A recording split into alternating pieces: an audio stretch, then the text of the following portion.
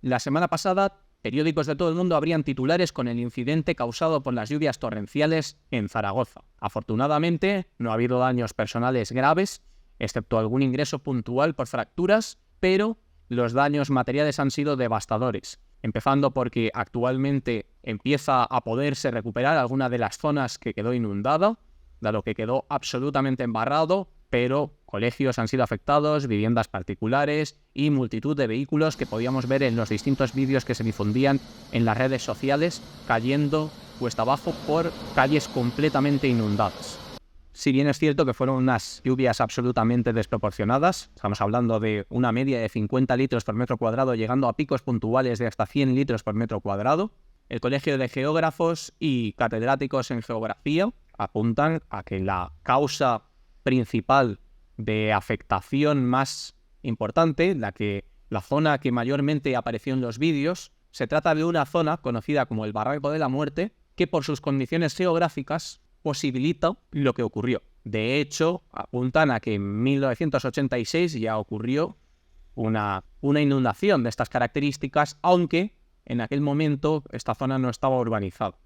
Son especialmente destacables las imágenes en que aparecen varias personas, se cuentan al menos hasta 12, que tuvieron que ser rescatadas por los bomberos aferrándose a vehículos, árboles, para no ser arrastrados pendiente abajo por todo el torrente de agua. Afortunadamente parece ser que en esa zona en ese momento no había niños y eso ha facilitado que no se haya cobrado víctimas mortales. La especial preocupación es que en esas zonas, además, hay colegios, justo en esta zona que estamos comentando, del Barranco de la Muerte, y si se hubiera producido horas antes, probablemente hubiera acabado en tragedia. Desde el primer momento, la confusión reinó en redes sociales porque un montón de gente achacaba este suceso a la negativa por parte de la zona, de los políticos responsables de la zona, al trasvase del Ebro. Este fenómeno no ha tenido absolutamente nada que ver. Tiene mucho más que ver con la geografía y con la lluvia que se produjo que con nada relativo al Ebro, que además se encuentra a unos 6 kilómetros de la zona. Y es precisamente sobre eso que quería lanzar una reflexión, porque precisamente en un momento de especial importancia como este, en el cual te viene una tragedia, igual que pasó también con el volcán en La Palma, a pesar de que afortunadamente, insisto, no ha sido una tragedia que se haya cobrado vidas humanas, sí que ha causado muchos daños materiales que van a dificultar, esperemos que en la medida de lo posible, no tanto, pero dificultar considerablemente las vidas y la calidad de vida de las personas más afectadas. Lo primero que surge entre la sociedad civil, el pueblo, es el ánimo de adversidad, seguramente auspiciado por la crispación y la polarización política. Esto es culpa tuya, que votaste que no se hiciera el trasvase, no votaste que no se hiciera el trasvase, votas a políticos que dicen defender ciertas ideas, esto es el karma, a unos pasa poco, otros ojalá pase en vuestras zonas para que realmente veáis el tema, otros esto es el cambio climático y bueno, tenemos lo que nos merecemos, etc. Parece ser que la sociedad civil ha quedado reducida a unas opiniones vertidas en todo tipo de tertulias televisivas, sin ningún tipo de rigor y sin ningún tipo de escrúpulos, que reducen todos los problemas reales, como este, como cualquier otro problema que tenga un ciudadano, como la falta de trabajo, la necesidad de unas infraestructuras sólidas que le aporten unas prestaciones que está pagando, etcétera, se vienen resumidas al ideario de los partidos políticos al lanzarse cizaña entre los ciudadanos para, seguramente, el orgullo y la celebración de los políticos. De hecho, una vez pasada la confusión inicial en torno al Ebro, lo que se ha producido en titulares, incluso fuera de este país, ha sido titulares tendenciosos sobre el cambio climático, que solo van en esa dirección. Y a mí me parece muy curioso que haya tanta controversia respecto a este tema, porque realmente, si uno observa el panorama político, lo que se habla en las calles, en la sobremesa, en las redes sociales, en los medios de comunicación al servicio de los políticos, es solo una única postura hegemónica. Y la única postura hegemónica es la negación sistemática del cambio climático. Todo el mundo es negacionista del cambio climático. Y me explico. Hay gente que no cree en el cambio climático o que descarta creer en este cambio climático porque lo ve como una herramienta política y el resto de la gente lo ve exclusivamente como una herramienta política. En consecuencia, nadie le presta ninguna atención al tema. Independientemente que tenga algo que ver el cambio climático o no, hay un hecho claro, y es que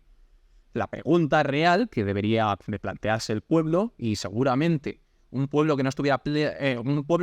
plenamente polarizado, lo primero que se plantearía es si existen responsabilidades, pero sobre todo si esto podría haber sido evitado. Porque si nos ceñimos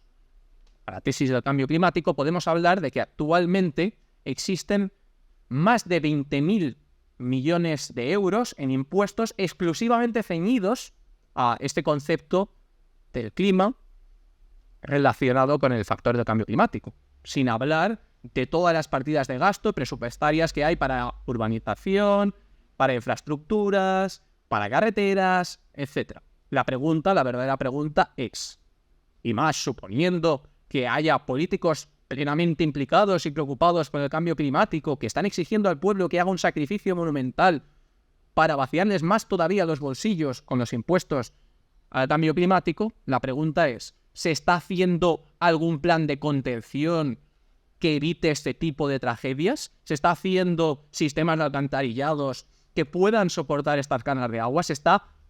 Que no se está haciendo, ya lo ratifican los expertos al respecto de este tema, geógrafos y catedráticos de todo tipo, están explicando que esa zona no es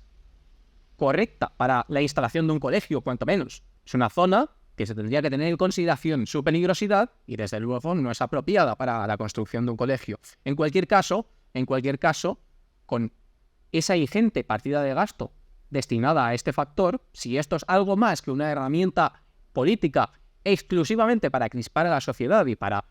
extraer dinero, que después habría que ver a dónde se destina, lo que cabe esperar es que con ese dinero se empiece, sobre todo si se está diciendo que esto es muy normal por el cambio climático, que esto va a empezar a ocurrir masivamente y que cada vez es más frecuente. Bueno, si eso es así, ¿por qué no estábamos preparados? ¿Por qué no se había hecho nada al respecto? ¿Por qué incluso se había edificado en una zona que es peligrosa cuando se supone que cada vez más los incidentes de este tipo van a ser más graves y más frecuentes? Y cuando además ya había ocurrido. Un pueblo responsable, una sociedad civil responsable, en lugar de arrojarse lanzas entre ellos, insultarse, crisparse y defender el culo a esos políticos, que realmente lo único que hacen es ningunearlos, engañarlos y robarles el dinero, lo que deberían de estar haciendo es exigir responsabilidades políticas, no solamente al alcalde de este municipio, alcaldesa en este caso, del Partido Popular, sino también al gobierno central, que debe de utilizar esos recursos para prevenir estas situaciones. Es más, esto debiera de haberse hecho en cualquiera de los casos, independientemente de la tesis del cambio climático, pero lo que es sorprendente es que cuando esta tesis está siempre encima de la mesa, luego no hay coherencia de ningún tipo con la acción política. ¿Y por qué puede ser esto así? Pues es muy simple. Porque los políticos no están preocupados por la tesis del cambio climático, ni están preocupados tampoco por ninguna de las tesis que aparentan defender. Están preocupados por medrar, por conseguir, especialmente ahora mismo, volver a tener rédito electoral y por conseguir dinero para tener una vida de lujos